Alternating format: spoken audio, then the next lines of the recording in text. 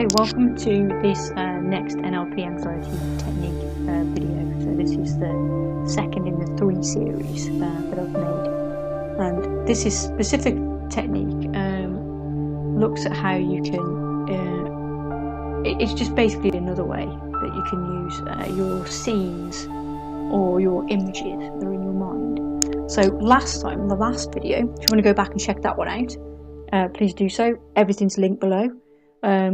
In that scene, what we did was we looked at a negative emotion, which is usually what anxiety is. So anxiety, again, is essentially fear. It's usually future-based, so it's a fear about the future. It's probably not even going to happen, and the more anxious you get and the more you associate yourself to that emotion, the chances are you're going to connect to it further and further. If you think about, there's Abraham and Esther Hicks talk about 17 seconds. It takes 17 seconds to get a really good feeling to another really good feeling to another really good feeling, and that's definitely worth. I'll put a link below for some of those videos because they're excellent and they're kind of working on an NLP technique, to be honest with you. It's a different approach, but it's very powerful, so it's definitely worth watching it. And they're talking about the vortex or the law of attraction as such, but again, it all applies. So what we're going to do this time is this time we understand that we experience fear and excitement in exactly the same way.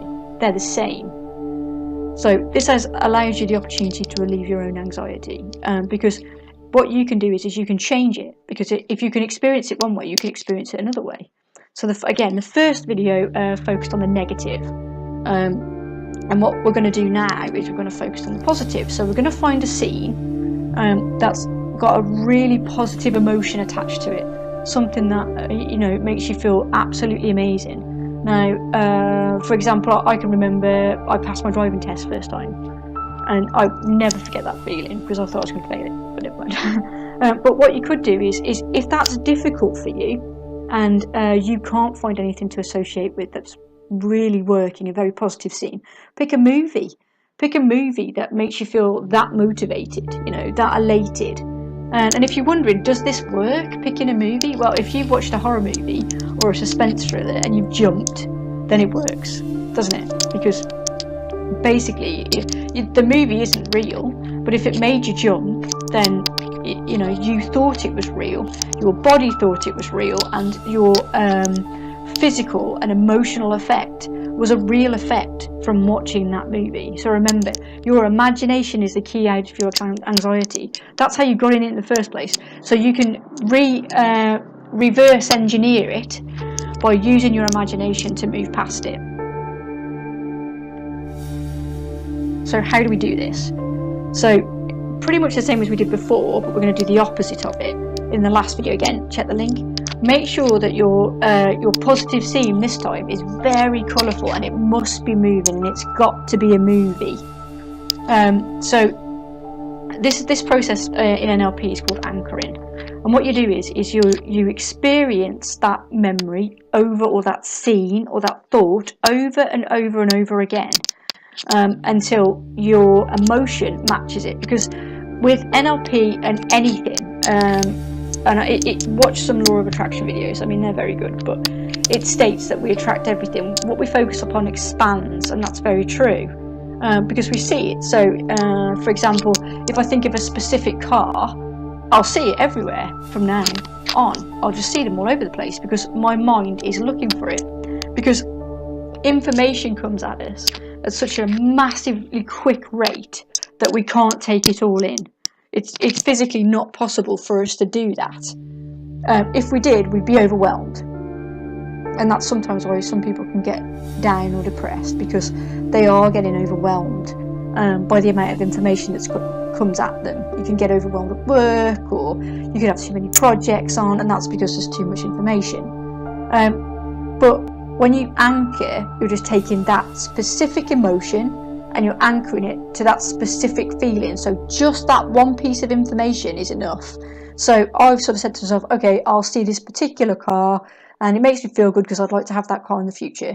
And then I'll see that car at least 3 or 4 times in the day, so you can see it works. Now that's just an emotion. So what you can do then is you can actually place an anchor to it, and also make sure it's very extreme. So example would be, what if you won the lottery? What would that feel like? What would the emotion be?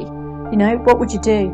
Head straight down to shops and spend as much money as you could possibly spend as quick as possible?